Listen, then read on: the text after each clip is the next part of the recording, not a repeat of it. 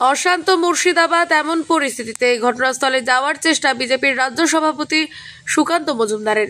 পরিবেশকে সুস্থ রাখতে পুলিশের কড়া পদক্ষেপ। এবার মুর্শিদাবাদে যেতে দেওয়া হলো না বিজেপির রাজ্য সভাপতিকে। নদিয়ার কৃষ্ণনগর 12 নম্বর জাতীয় সড়কের দ্বিজেন্দ্র সেতুর ওপর বিশাল পুলিশ বাহিনী আগে থেকেই মোতায়েন ছিল, আর সেই সময় বিজেপির কর্মী সমর্থকদের নিয়ে মুর্শিদাবাদের দিকে রওনা দিয়েছিলেন বিজেপির রাজ্য সভাপতি সুকান্ত মজুমদার। পুলিশ ব্যারিকেড দিয়ে জাতীয় সড়ক বন্ধ করে দিয়েছিল। ব্যারিকেড হাটিয়ে যাওয়ার চেষ্টা করে সুকান্ত মজুমদার। এরপর শুরু হয় বিজেপি কর্মীদের সাথে পুলিশের ধস্তাধস্তি। সেই মুহূর্তে প্রচুর সংখ্যক বিজেপি কর্মীদের সাথে নিয়ে রাস্তায় বসে বিক্ষোভ করতে শুরু করে সুকান্ত মজুমদার। তবে এই ঘটনায় আবারও রাজ্যের শাসক দলকে তীব্র ভাষায় ভৎসনা করেন সুকান্ত মজুমদার।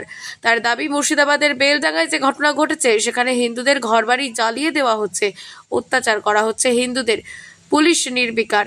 এই পরিস্থিতিতে ওখানে যাওয়ার একটাই কারণ, মানুষ যাতে শান্ত হয় এবং আর যেন রক্ত না ঝরে। সুকান্ত মজুমদারের এই উদ্যোগে এখন শুরু হয়েছে রাজনৈতিক দরজা।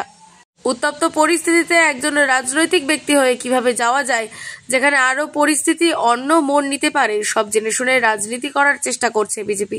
তবে এখনো পর্যন্ত রাস্তায় বসে বিক্ষোভ করছে বিজেপি কর্মী সমর্থক সহ সুকান্ত মজুমদার নিজেই। দিন অত্যাচার, এমনকি পোস্টার পড়েছে, যে পোস্টারে বলা হচ্ছে যে যারা এই ঘটনা ঘটেছে, যারা ইসলাম ধর্ম সম্পর্কে কটূক্তি করেছে তাদেরকে 5 দিনের মধ্যে ফাঁসি দিতে হবে, না হলে পরে সমস্ত হিন্দুদেরকে মেরে ফেলা হবে। এই পরিস্থিতি ওখানে প্রশাসন তৈরি করেছে। প্রশাসনের সামনে আমাদের কাছে ভিডিও আছে, প্রমাণ আছে, পুলিশের সামনে হিন্দুদের বাড়ি ঘর ভাঙা হচ্ছে, মন্দির ভাঙা হচ্ছে। পুলিশ নির্বিকার, কারণ মমতা বন্দ্যোপাধ্যায়ের ইনস্ট্রাকশন দেওয়া আছে মুসলিমদের উপর কিছু বলা যাবে না, এই জিহাদিদের উপর কিছু বলা যাবে না। এর পেছনে ভারত বিরোধী শক্তি কাজ করছে। পুলিশ নির্বিকার, পুলিশের বন্দুক একবারও চলেনি, লাঠি একবারও চলেনি।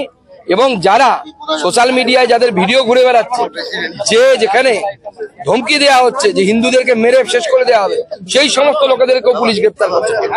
তবুও আমাদেরকে 144 ধারা না থাকা সত্ত্বেও 144 ধারা অজুহাত দিয়ে আমাদেরকে আটকে দেওয়া হলো।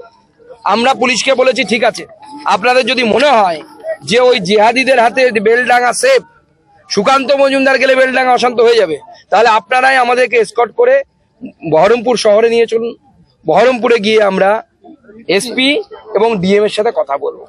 এই প্রশাসন বেলডাঙ্গার হিন্দুদেরকে, বেলডাঙ্গাকে বাংলাদেশ বানানোর চেষ্টা করছে, বেলডাঙ্গার হিন্দুদেরকে এইভাবে অসহায় ভাবে ছেড়ে দিতে বাধ্য করছে।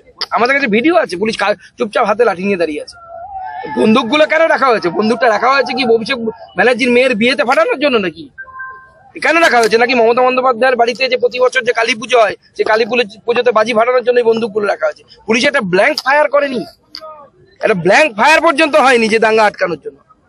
এরা দাঙ্গা নিয়ে বড় কথা বলে, এরা গুজরাট দাঙ্গা নিয়ে কথা বলে।